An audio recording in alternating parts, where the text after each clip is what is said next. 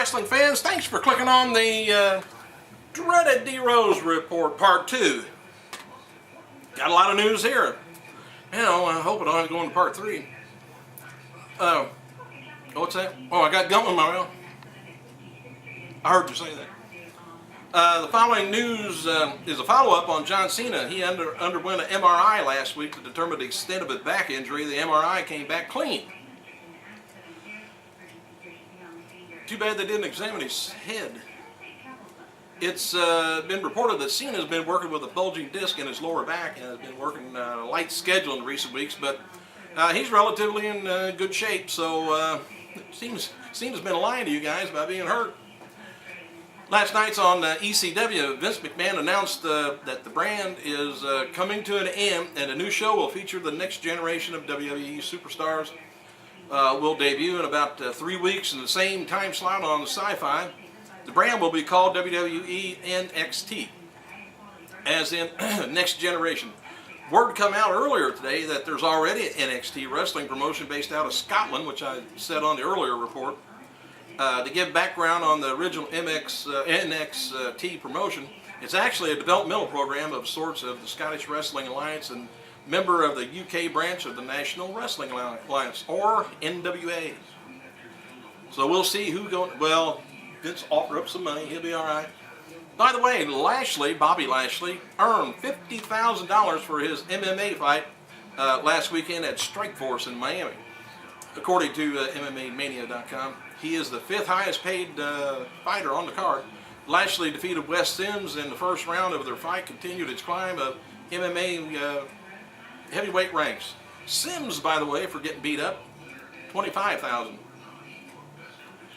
WWE announced who will host Monday Night Raw February 22nd after Elimination Chamber and March 8th. Odd. Anyway, here we're going to have Jewel and Ty Murray.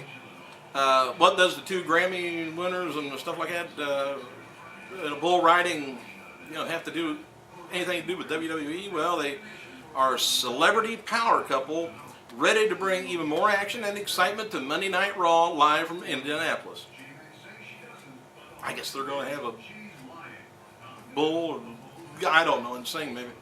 But anyway, on March 8th, Chris Angel. Raw will bring extra magic and possibly a blow to your mind in only 3 weeks before WrestleMania, says the mind freak himself, Chris Angel, is the host Raw from Portland, Oregon. I hope he can make some of those wrestlers maybe that we don't care about disappear for a while.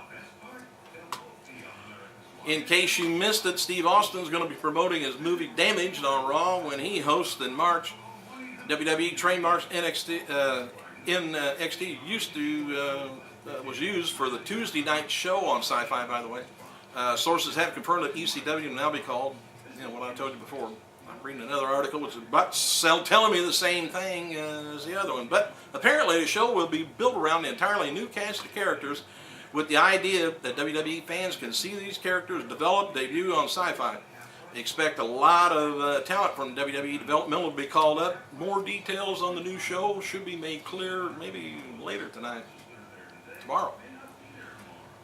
Alright, February 1st edition of Raw, hosted by William Shatner, did a 3.63 cable rating with the hours of 5.29 million viewers for the 2-hour broadcast. The hourly numbers were 3.5 and 3.76, which goes up the last hour, which is the way it should be.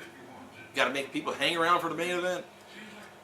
Strikeforce MMA fighter Wes Sims, who was beaten last weekend by Lashley, is accusing Lashley of juicing up and cheating in an interview with Yahoo Sports.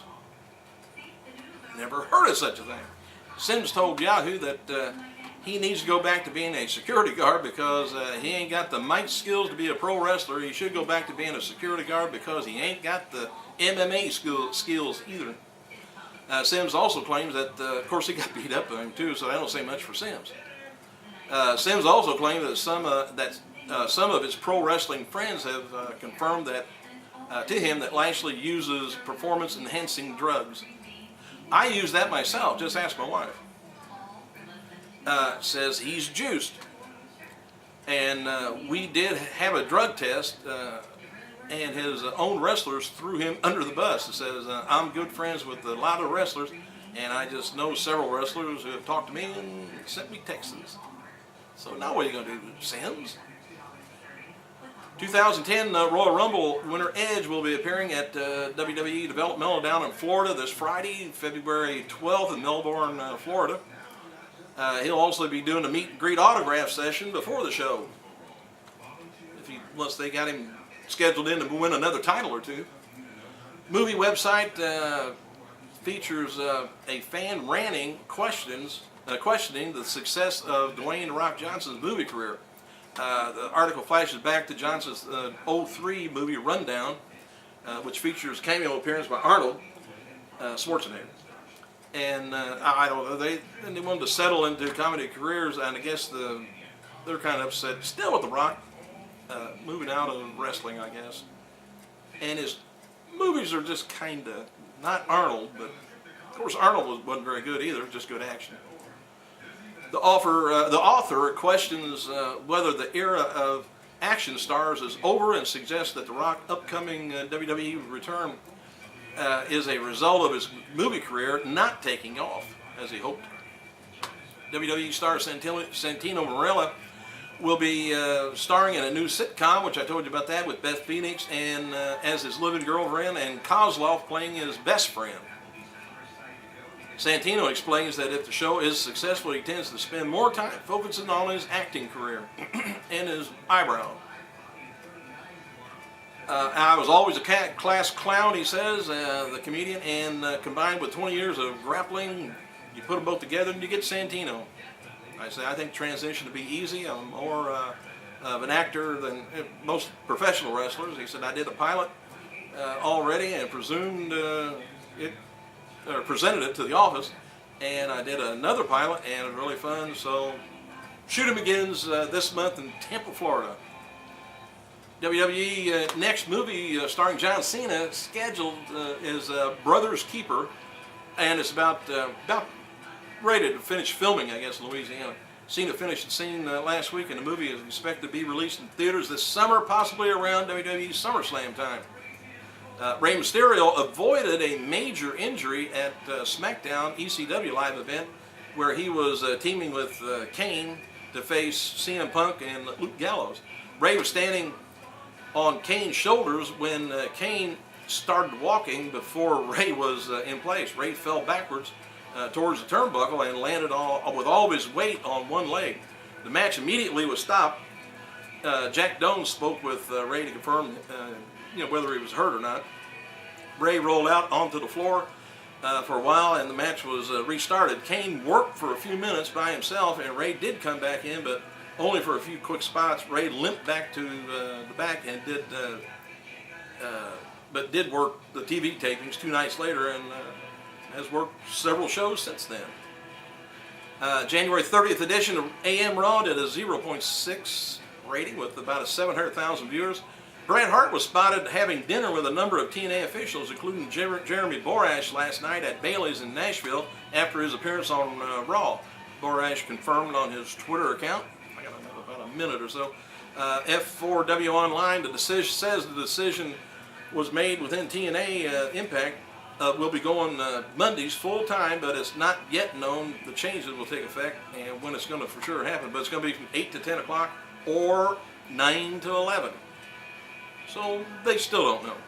Current plans is that TNA is going to be taping, I think, about every other week. So every other week's going to be live.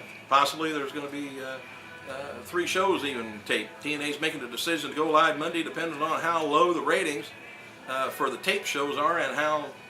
Because we'll know ahead of time on the tape ones, what's going to happen. It depends on whether we blow the cover off of it.